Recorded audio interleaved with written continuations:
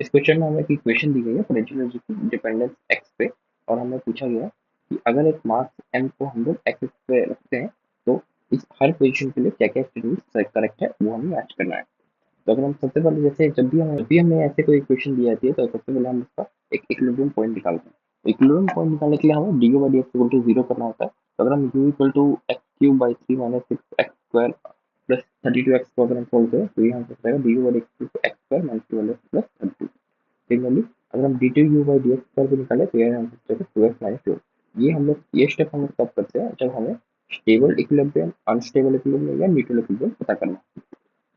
तो अगर हम डी बाई डी एक्स को जीरो करें तो हमारे पास जो सॉल्व करने का जो वैल्यूज आती है वो आती है X to eight and X to four.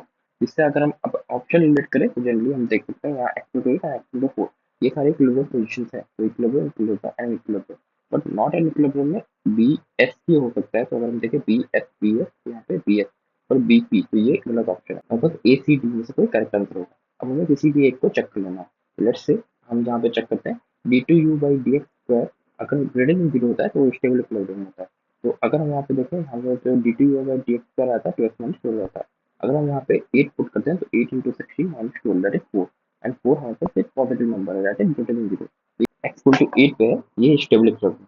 तो अगर हम एक्स इक्वल टू 8 पे देखें तो ये स्टेबल इक्विलिब्रियम मतलब ए का आंसर होगा हमारे पास पी। यहाँ पर देखते हैं ए पी हमारे पास दो ऑप्शन है ए एंड सी में।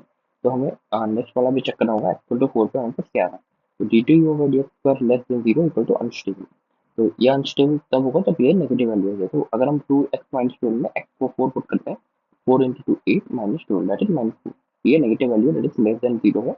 तो ये हमारे पास अनस्टेबल आएगा। तो हम यहाँ पे देख सकते हैं एक्स इक्वल टू फोर पे जो स्टेबल इक्विलिब्रियम है वो है अनस्टेबल। तो आपको जो आंसर आएगा सी क्यू। तो हमारे पास सी क्यू एक ऑप्शन में है तो मतलब जो करेक्ट आंसर हो जाएगा option C that is A P B B S and C Q.